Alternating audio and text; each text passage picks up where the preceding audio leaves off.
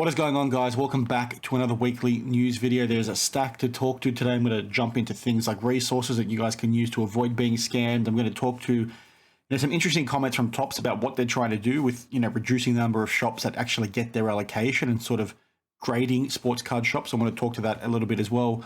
We'll then clarify some other very interesting things, in particular a box break that Dana White did with Michael Rubin for some UFC cards that very much look like we have another case of loaded boxes, but we'll talk to that in a second. And then finally, I want to give you a quick update regarding the seller of that fake Michael Jordan red PMG, because there's a lot more to unpack here, and it doesn't look like this might have been a one-off from this individual. So, stay tuned for that. As always, chapters will be down below, but just bear with me as we do in fact get through it all.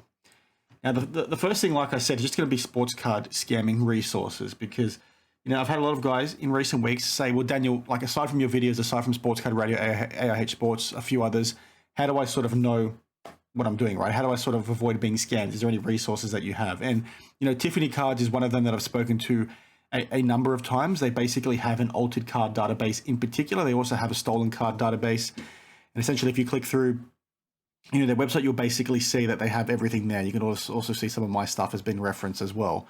And you click into the altered card database, you can click into what it is you want. The website will take a little bit to load, as I've mentioned before, but it'll essentially list out a number of cards with images, who reported it, what the concern is with the card, why we think it's altered and all that kind of thing, and basically give you the information you need to know. And like a website like this is obviously really important because, these grading companies don't always do their due diligence, right? Especially with following up on issues like we've sort of seen with this, fake red Michael Jordan PMG.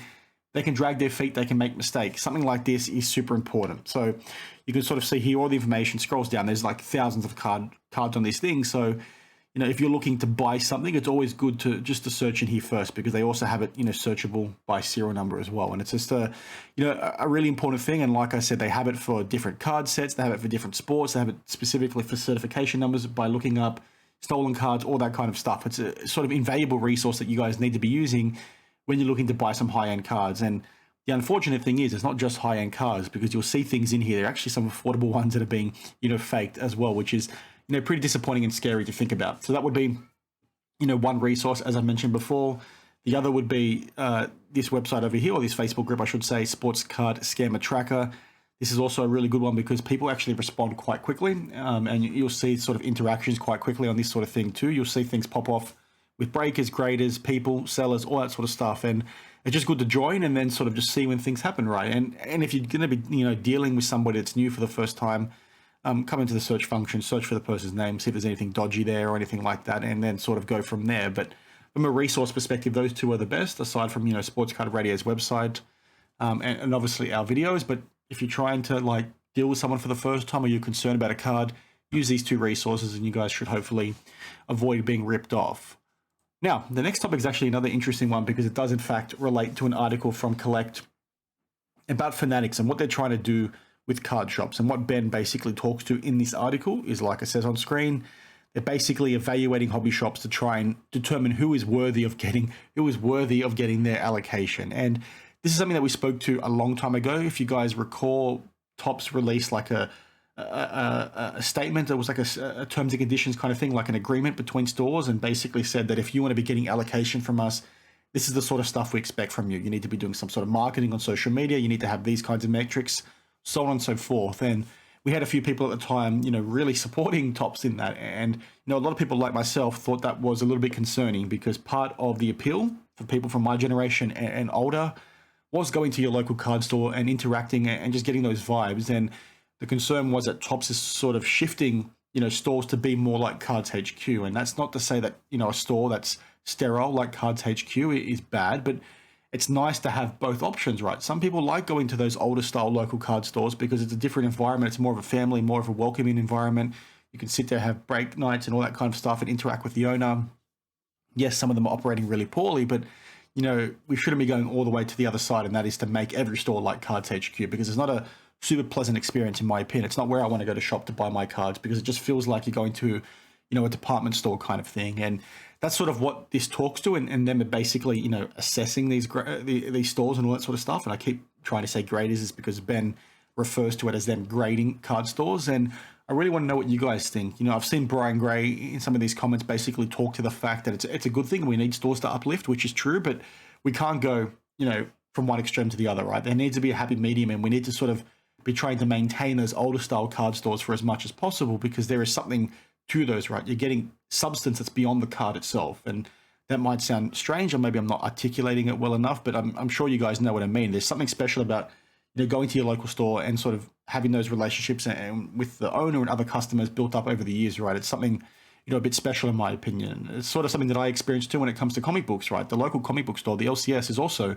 a fantastic experience, and there is a distinct difference in terms of the offerings you get, the experience you get as a customer shopping at those than shopping at a department store. Because there's been countless times where my local has identified a card for me or a comic book for me that they've held because they know I'm really interested in this sort of stuff, and that's not something that you get from these sterile department style big brand stores, these franchise stores, which I think is what Topps and Fanatics are trying to push. Now I'm rambling, but the counterpoint to this will be I sort of like what they're doing here to an extent. Like I said, you need to uplift the processes, but if Topps really want to make inroads in terms of uplifting this industry, they need to apply the same thing to breakers and to these people using their platforms, because that's where a lot of the scammy and scumbag behavior is happening. Like, yeah, you want to try and clean up these stores, but if you really want to strengthen the industry, fix that bullshit that happens with these platforms, fix the bullshit with these people scamming individuals and not shipping cards and all that kind of stuff, right? You can be really stringent there, and that's where your focus should be. Like, obviously they're going to be looking at both at the same time, but you can't be going too far here and not too far on the other stuff, like I mentioned. Now, speaking of Topps, we actually had something pretty funny happen overnight. Dana White did a box break with Michael Rubin for some new UFC product. They sort of marketed it as being like a UFC card, a UFC fight, which was pretty interesting. But what was hilarious, as a few people tagged me in, like DGen Rips, give him a follow on YouTube, was that Dana basically accused Michael Rubin of getting loaded boxes, of getting juice boxes, which, given the narrative and the conversations over the last 6 to 12 months, specifically relating to Topps and Michael Rubin, I thought that was pretty bloody hilarious. And the reason why it's hilarious is because it goes no different to what we normally see when it comes to these promotional breaks, where you're sort of seeing all the athletes you want, all the fighters you want, all the cards you want to see happen to get put on show when it comes to stuff like this. And it could be a coincidence, like I've said many times, but again, I don't think this is how you should be marketing your product, right? Because people out there want to chase these cards. They want to hit these cards themselves in the boxes themselves. And if this stuff is loaded and it is done for promotional purposes, you might justify it. But it's just a bit silly. I don't know if you need to be doing that. And it could be coincidence, like I said, but I thought it was pretty funny. And I'll play a clip for you now. You guys can watch the full thing down below. I'll put the link, but just, let me know your thoughts on this one, because I think it's pretty hilarious. Islam Makhachev, Islam Anderson Silva, Okay. and Adesanya, and now Bo Nickel. We're making it on the mark right now. And we're not even halfway through the deck yet. Dana. We're not even halfway through the deck Dana, yet. Yeah, you yeah. pick any box. You mix any Here we box. go. Stop Yeah. making excuses already. Hold on. I'm in New York City, in the Fanatics Topps building, with the CEO of the entire company. The first one we pull is like every superstar. We're not even in the middle of the deck yet. I can't wait to see what's next. Talk to me about Bo Nickel. So as you can see there, the clip basically goes for a lot longer, worth checking out the cards themselves. But I just thought that was pretty funny that he references the athletes, the types of cards, the fact they're in the Topps building, the fact he's busting it with Michael Rubin. And you can clearly tell Rubin is a bit nervous through the whole situation, which is pretty funny. But I just thought that was, pretty interesting. And I'm keen to hear what you guys have to say down below, like I mentioned.